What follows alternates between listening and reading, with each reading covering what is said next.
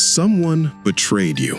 Maybe they stabbed you in the back at work, took credit for your ideas, spread lies about you, slept with your partner, destroyed your reputation while smiling to your face. And right now, you want revenge. Good. That means you're human. That means you have self-respect.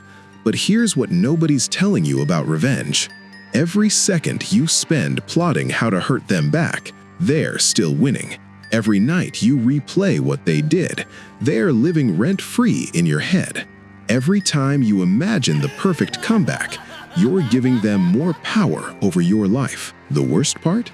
You think you're being strong by planning your revenge. You think you're protecting yourself by staying angry, but you're not. You're just their prisoner pretending to be free. Let me ask you something uncomfortable. How long are you gonna let someone who doesn't care about you control how you feel? The Stoics figured out something 2,000 years ago that most people never learn. The ultimate revenge isn't destroying your enemy.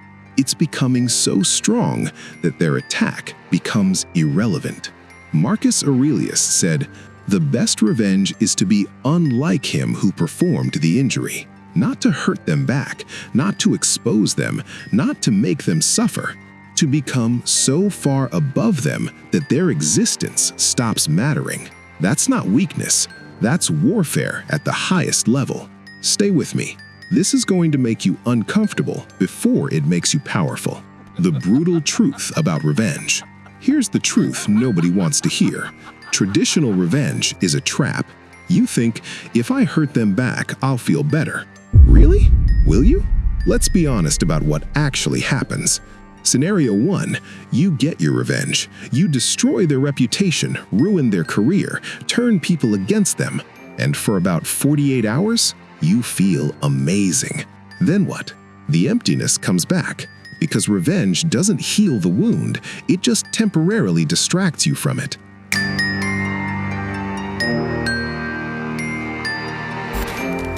Scenario 2, you don't get your revenge.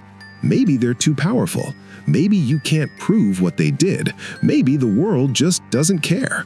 So now you're stuck, angry, powerless, watching them succeed while you're still bleeding. Let me tell you about Marcus Aurelius, the most powerful man in Rome, emperor of the greatest empire on earth. His own generals plotted against him. Senators tried to assassinate him. His wife, Faustina, had affairs with gladiators while he was fighting wars on the frontier.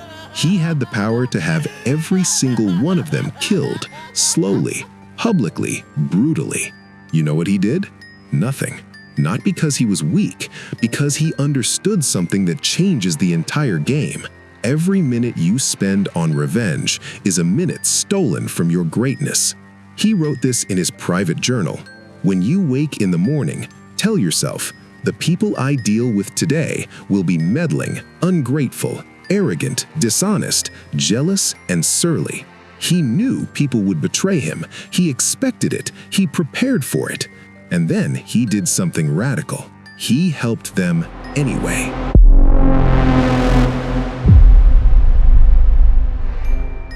Not because they deserved it, because his character wasn't determined by their behavior. Now here's my question for you. Are you strong enough to do that? Or do you still need other people to act right before you can act right? Okay, enough philosophy. Let's talk execution. The Stoics had a framework for revenge that actually works. Not the Instagram quote version, the real battlefield-tested method. Step 1. The shift from victim to player. Right now, you're playing the victim. Someone did something to you. You're reacting. That's their frame, not yours. Epictetus was a slave, literally owned by another human being. His master broke his leg just to prove he could. You know what Epictetus said? It's not what happens to you, but how you react to it that matters. Not a motivational quote, a survival strategy. He realized, my master controls my body, but he doesn't control my mind unless I let him. So let me ask you, who's controlling your mind right now? The person who betrayed you or you? If you're still angry, still plotting, still replaying what they did, they're winning. right now, in this moment. Here's the shift. Stop asking, how do I hurt them back? Start asking, how do I become someone they can't hurt? That's not forgiveness. That's strategy. Step 2, the indifference. Treat them like weather. Stoics had a concept, preferred indifference. Some things are outside your control. Weather, traffic, other people's choices. You can prefer sunny days, but if it rains, you don't spend 3 hours screaming at the sky. So why are you screaming at a person who's just as uncontrollable as weather? Marcus Aurelius wrote, "Choose not to be harmed, and you won't feel harmed. Don't feel harmed, and you haven't been." Now, I know what you're thinking. That's victim blaming. That's toxic positivity. That's dismissing real harm. No, it's not. They did harm you. The action was real. The betrayal was real. But here's the controversial truth. The continued suffering, that's optional. You can acknowledge what happened and refuse to let it define your next year. Here's how you practice this. Every time you think about them, say this out loud.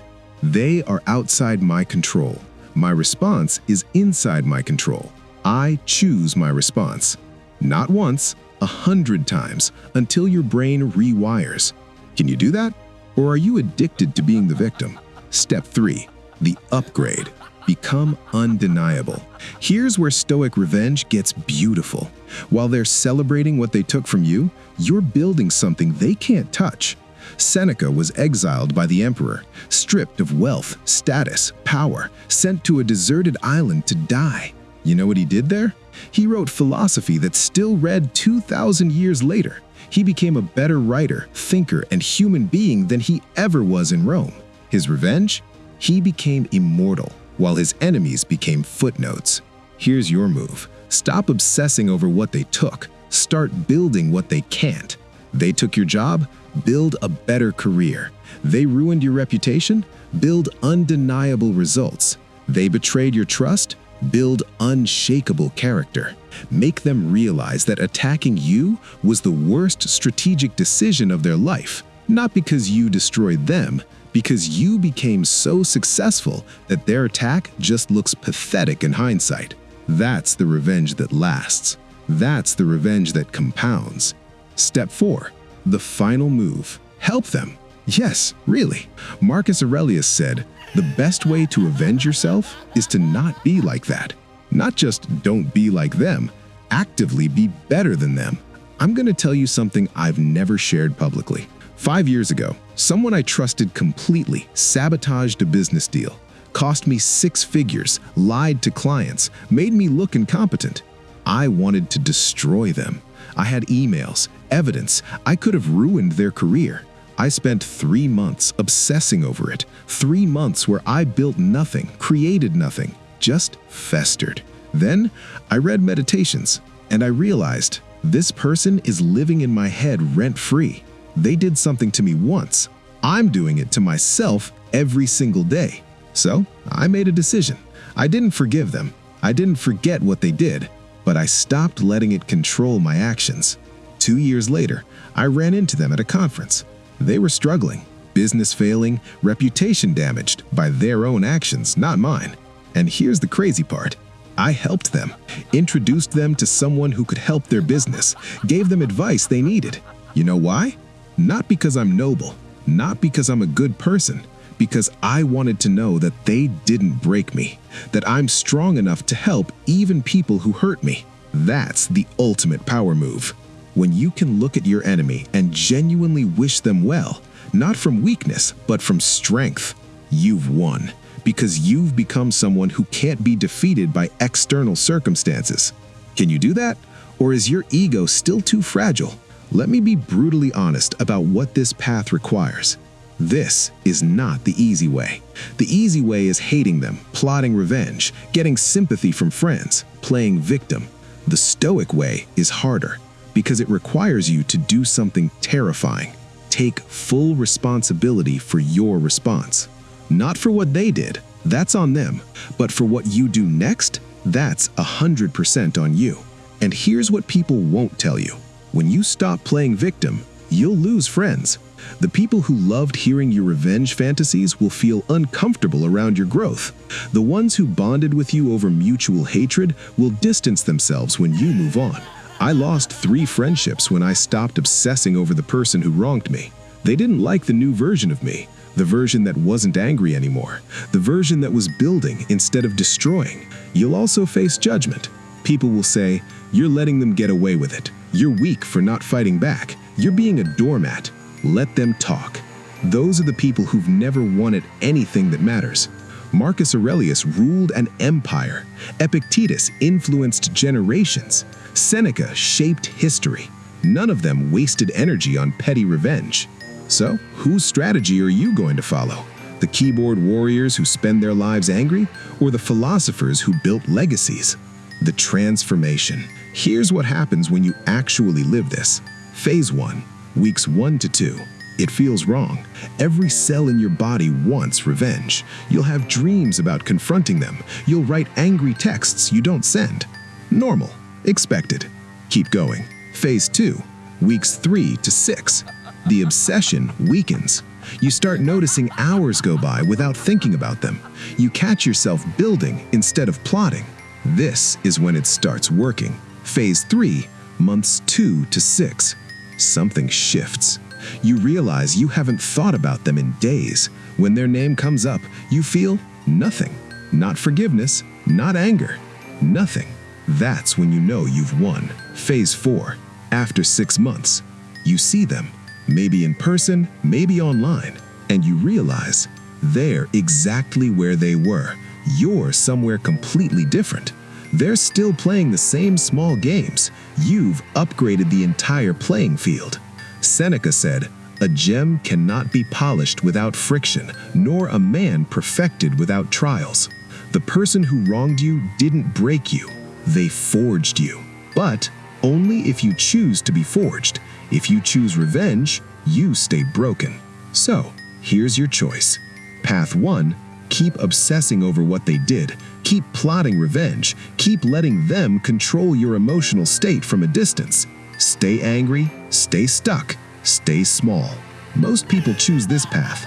They'll spend years, sometimes decades, replaying the betrayal. They'll die having never moved past it. Path 2, the Stoic path. Acknowledge what happened. Feel the pain.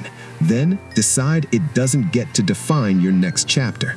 Build something so undeniable that their attack becomes a footnote in your success story. 30 days. That's all I'm asking. For the next 30 days, every time you think about them, redirect to something you're building. Every time you want revenge, do one thing that makes you better. Every time you feel angry, ask, is this response making me stronger or weaker?